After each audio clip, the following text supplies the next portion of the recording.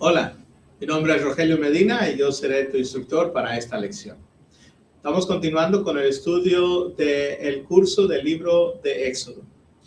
Y estamos analizando lo que es la segunda sección del capítulo 7 hasta el capítulo 18.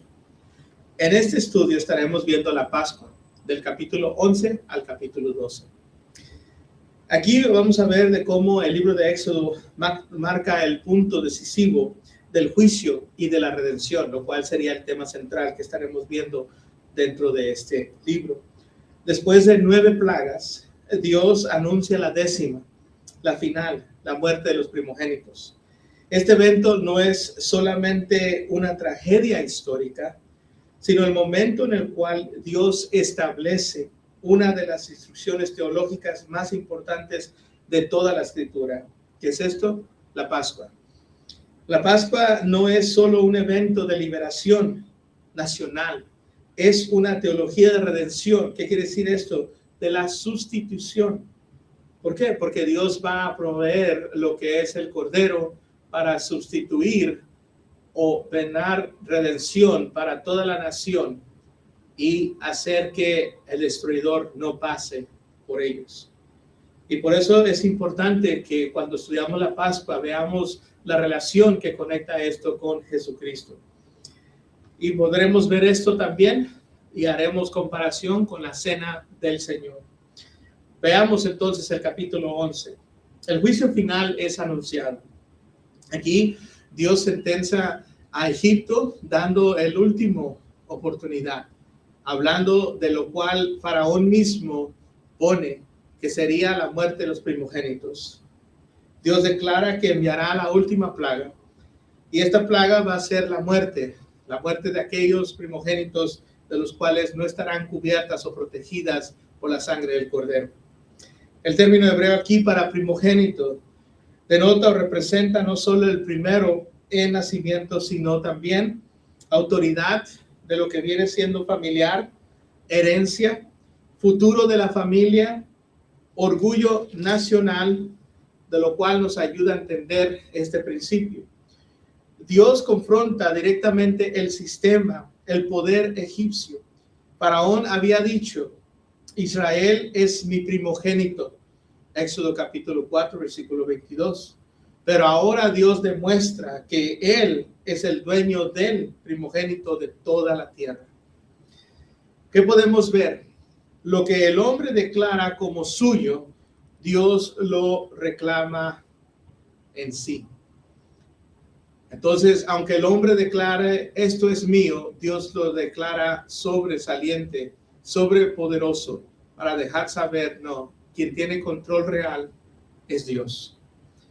¿Cuál es esto entonces? ¿Qué es lo que podemos ver? Una separación entre Israel y Egipto. Dios anuncia que habría una distinción entre el pueblo y los egipcios, y esta distinción sería clara, sería marcada. La redención siempre incluyó separación.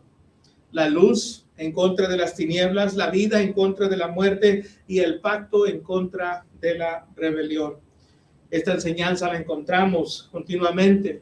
En el juicio final, el Señor Jesucristo nos habla que hará separación entre las ovejas y las cabras.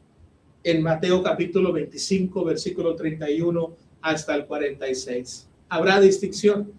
Hay distinción entre los hijos de Dios y los hijos del diablo. Primera de Juan capítulo 3, versículo 10 en adelante. Hay distinción entre aquellos que se identifican con Dios por las obras y aquellos que se identifican con el maligno por sus obras. Dios siempre hace distinción. Es importante que nosotros también entendamos esta distinción y esta enseñanza. Número 2, la institución de la Pascua. Capítulo 12, del 1 al 13. Podemos ver un nuevo comienzo. Este comienzo trae una redención. Dios define el calendario de Israel. Este mes os será principio de los meses. Entonces, el calendario de Israel sería puesto. Este va a ser el inicio. De aquí se va a empezar a contar. De aquí se va a empezar a tener lo que es el calendario de los tiempos. Aquí vemos en Éxodo capítulo 2 y versículo 2. Cuando Dios redime, el pasado queda subordinado a un nuevo comienzo. Note, el pasado queda subordinado a un nuevo comienzo. ¿Por qué? Porque Dios ha redimido. Podemos ver también dentro de la institución de la Pascua, no solamente este nuevo comienzo de redención, sino también el cordero sin defecto. Cada familia debería tomar un cordero sin defecto, macho, de 1 año. El cordero representa la sustitución. Un inocente muere por el culpable.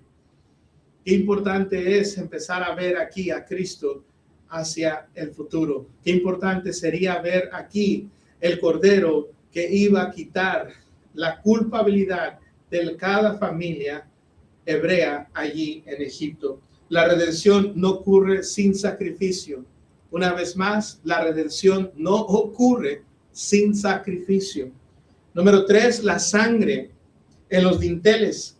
La sangre debería ser aplicada en los postes, el dintel de la puerta. La sangre no era solo visible, era protección legal y protección teológica. Dios no decía, veo tu esfuerzo, sino veré la sangre y pasaré de vosotros.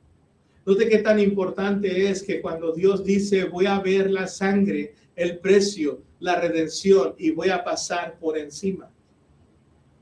No estaba viendo el esfuerzo de la persona, no estaba viendo lo que ellos podrían decir dentro de sus emociones o de sus creencias, sino la obediencia y de la sangre del cordero que había sido asesinado o muerto por la culpabilidad de cada familia. La salvación no depende del interior del hombre, sino de la sangre aplicada por Dios. Vemos número 4, el significado de la Pascua. En hebreo, esta palabra nos deja saber pasar por encima o proteger al pasar. Aquí encontramos una vez más que Dios no ignora el pecado, sino que lo cubre con sangre. Algo similar a este principio también encontramos en Gálatas capítulo 3 y versículo 27. Cuando el apóstol Pablo deja saber que todos los que han sido bautizados en Cristo, de Cristo sois revestidos. Eso es importante saber que Cristo no ignora el pecado, lo cubre con la sangre redentora de su Hijo. Eso es importante entender del principio que estaba siendo establecido cuando Dios instituyó la Pascua. Viendo el punto principal número 3, dice el Cordero y Cristo. Ahora vamos a ver la relación o la conexión con el Nuevo Testamento. Cristo como el Cordero de Dios. Aquella oportunidad que Juan, el que bautizaba o el bautizador, encontró a Jesús junto al río Jordán y lo señaló. He aquí el Cordero de Dios que quita el pecado del mundo. Juan capítulo 1 y versículo 29. Lo identifica como aquel Cordero que Dios proveyó. Así como en el capítulo 22 del libro de Génesis, cuando Abraham estaba por quitarle la vida a su hijo, de repente dice que vio a un cordero y Dios había proveído ese cordero para el sacrificio y la redención de Isaac. Así también Dios había proveído el cordero para el sacrificio y la redención de la humanidad. El cordero de Éxodo era temporal. Cristo es el cumplimiento eterno. Jesús cumple todas las características del cordero pascual. Sin mancha, 1 Pedro capítulo 1 y versículo 19. Sacrificio por otros. Su sangre trae redención y su sacrificio será perfecto. Hebreos capítulo 10, del 1 en adelante. Podríamos ver esta gran similitud. También podemos ver que la sangre del cordero como protección final.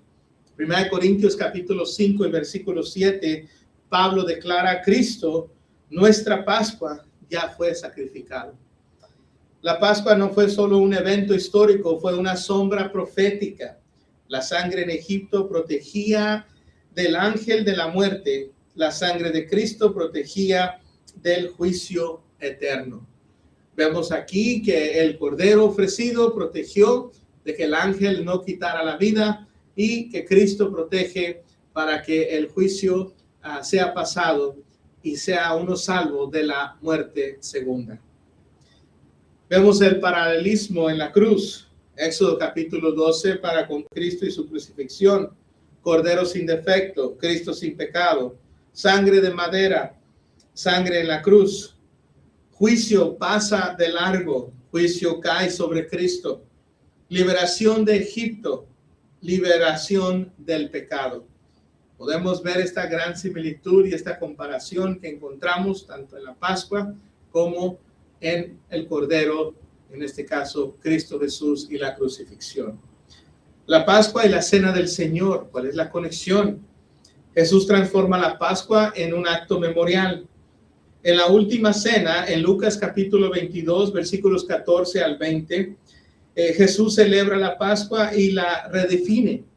Este es mi cuerpo, esta es mi sangre.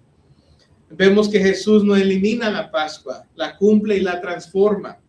El pan sin levadura, ¿qué nos enseña? En la Pascua original no debería haber levadura. La levadura representa pecado y corrupción. En la Cena del Señor, el pan simboliza el cuerpo de Cristo sin pecado. El vino como sangre del nuevo pacto. Jesús declara, esta copa es el pacto en mi sangre. Mateo capítulo 26, versículo 27 al 28. El término nuevo conecta directamente a Jeremías capítulo 31 y versículo 31. La redención ya no será por sangre de animales, sino por la sangre perfecta de Cristo. Hace referencia al nuevo pacto que Jeremías nos dejó saber. Pablo instruye allá en 1 Corintios capítulo 11, versículo 24 al 26, hacer esto en memoria de mí. Era un acto para poder ahora traer a memoria una conmemoración en algo en cual reflexionar y saber el pago que se pagó por la redención de la humanidad. Podemos ver que la iglesia participa en tres dimensiones: recordar la cruz, proclamar la muerte de Cristo y esperar su venida. Todo esto nos lo enseña en la Santa Cena, lo cual Mateo capítulo 26, versículo 26 al versículo 31 nos instruye sobre ello. ¿Cuáles son algunos principios entonces? La salvación siempre requiere sangre. Sin derramamiento de sangre no hay remisión por los pecados. Hebreos capítulo 9, versículo 22. La redención es sustituida. Un inocente muere por los culpables. La redención implica fe visible. Israel debía aplicar la sangre, no solo creer intelectualmente. Qué interesante hubiera sido y qué hubiera sido el resultado si Israel hubiera dicho: Señor, yo creo que tú tienes el poder, yo creo que tú nos puedes liberar y yo no voy a poner la sangre porque tú tienes el poder para protegerme. Vemos que no hubiera sido la conclusión que estamos leyendo en este acontecimiento. Sin embargo, porque Israel fue obediente, Israel creyó y actuó, y el inocente murió para pagar la redención de esa familia y de cada familia en Israel. La salvación es comunitaria y familiar. Cada casa debía responder a Dios. Era algo personal y era algo individual. Dios provee el medio de escape del juicio. El juicio es real, no será quitado, pero Dios prepara para que tú y yo lo podamos sobrepasar. La gracia también es la que nos ayudará y es la que igual debemos de recordar que es igual de real que el juicio. Entonces, para concluir, lo de la Pascua hacia la cruz. La Pascua en Éxodo capítulo 12 no es solo historia antigua, es una profecía cumplida en Cristo. El mismo Dios que pasó por Egipto juzgando es el mismo Dios que en Cristo pasó por la cruz cargando el juicio. En el tiempo del Éxodo, Dios juzgó al mundo. En el tiempo de Cristo, Dios cargó ese juicio en Cristo para poder traer redención a la humanidad. Recuerda que al lado del video está el repaso. Recuerden hacer las preguntas y llevar a cabo estas tareas. Espero que esta lección te ayude a poder ver la Pascua, su significado y también la conexión entre la cena del Señor. Y espero verte para la próxima lección. Dios te bendiga.